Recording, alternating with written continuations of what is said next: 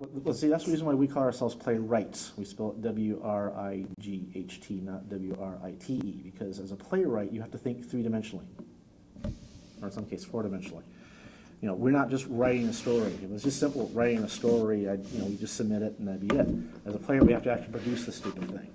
We have to take notes on it. We have to see how people say the lines. We have to see how people walk to the lines. We have to literally figure out costuming, lighting, directing, anticipate every possible problem that can go on with this script.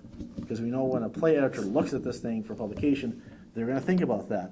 Well, is this going to work? Is this not going to work? Is this going to play well in a black box theater in Paducah or whatnot? You know, that's what they look for. So you have to craft all these different angles to do it. They have nothing to do with the writing whatsoever sometimes. You're just trying to figure out, well, where can I actually stage this thing? If you're a beginning player, you have to prove that this play can exist anywhere, can be produced anywhere, because otherwise you're not going to see it get produced, and you're not going to make money off of it, and you're going to get discouraged, and you're not going to do it anymore.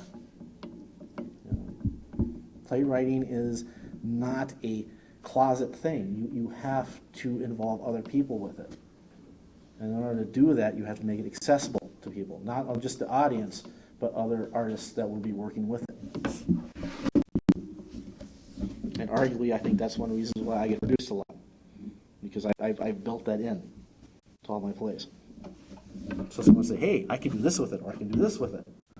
You know, I can either do it straight, or I can try some other creative angle and still be true to the play, so it still plays well to the audience, and they themselves can be artists in their own right. And I think that's part of the overall collaborative process that I think as a writer you have to do.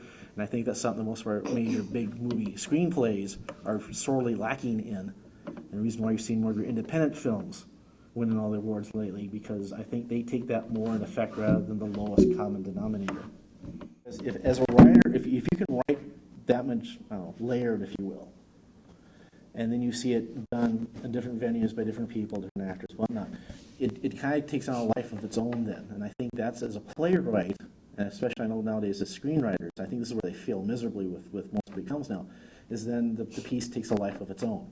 I think if you look at any piece of art, regardless of what it is, you know, if it can stand on its own and you can get different interpretations from it, I think that's when it succeeds, more or less.